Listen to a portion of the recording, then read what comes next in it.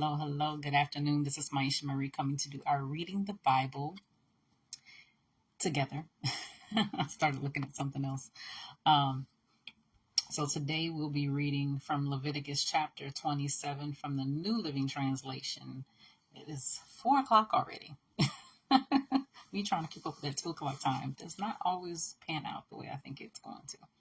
But nevertheless, I still try to make my way, as we should do in all things, right?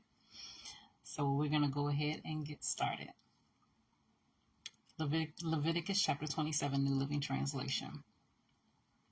The Lord said to Moses, "Give the following instructions to the people of Israel. If anyone makes a special vow to dedicate someone to the Lord by paying the value of that person, here is the scale of values to be used. A man between the ages of 20 and 60 is valued at 50 shekels of silver, as measured by the sanctuary shekel. A woman of that age is valued at 30 shekels of silver. A boy between the ages of 5 and 20 is valued at 20 shekels of silver. A girl of that age is valued at 10 shekels of silver. A boy between the ages of 1 month and 5 years is valued at 5 shekels of silver. A girl of that age is valued at 3 shekels of silver. A man older than 60 is valued at 15 shekels of silver. A woman of that age is valued at 10 shekels of silver.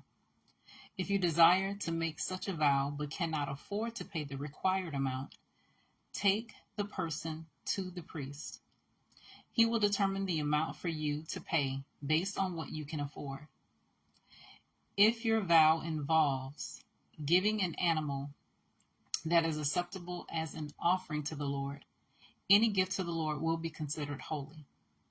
You may not exchange or substitute it for another animal, neither a good animal for a bad one, nor a bad animal for a good one. But if you do exchange one animal for another, then both the original animal and its substitute will be considered holy.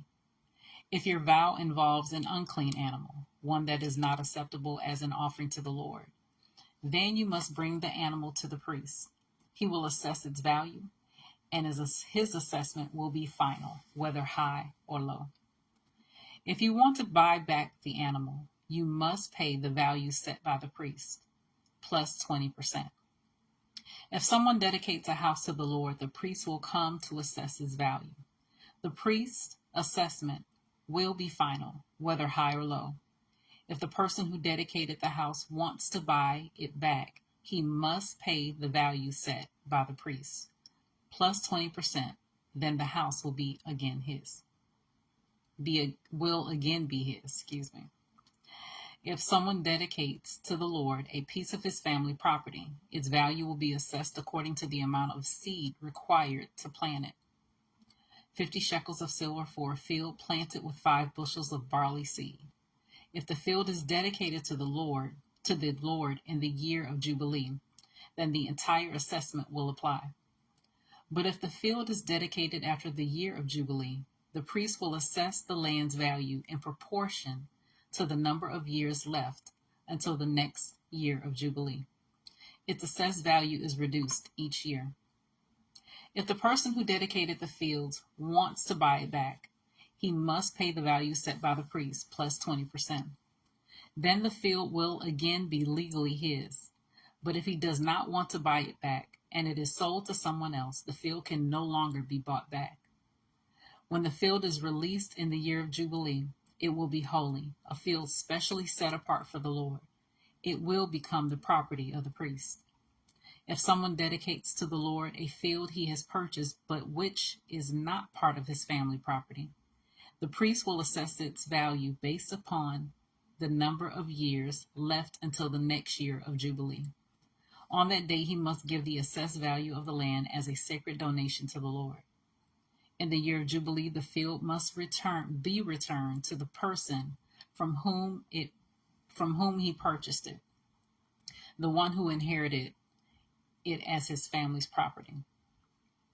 All the payments must be measured by the weight of the sanctuary shekel, which equals to 20 gerahs. You may not dedicate a firstborn animal to the Lord, for the firstborn of your cattle, sheep, and goats already belong to him. However, You may buy back the firstborn of the ceremonially unclean animal by paying the priest's assessment of its worth, plus 20%. If you do not buy it back, the priest will sell it at its assessed value. However, anything specially set apart for the Lord, whether a person, an animal, or family property, must never be sold or bought back. Anything devoted in this way has been set apart as holy, and it belongs to the Lord. No person specially set apart for destruction may be bought back. Such a person must be put to death. 1/10 of the produce of the land, whether grain from the fields or fruit from the trees, belongs to the Lord and must be set apart to him as holy. If you want to buy back the Lord's 10th of the grain or fruit, you must pay its value, plus 20%. Count off every 10th animal from your herds and flocks and set them apart for the Lord as holy. You may not pick and choose between good and bad animals, and you may not substitute one for another.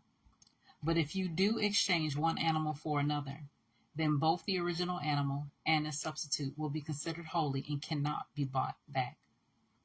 These are the commands that the Lord gave through Moses on Mount Sinai for the Israelites. So that was Leviticus chapter 27 from the New Living Translation. I pray that you search the scriptures daily to see what is true. Allow Holy Spirit to illuminate the word into your heart.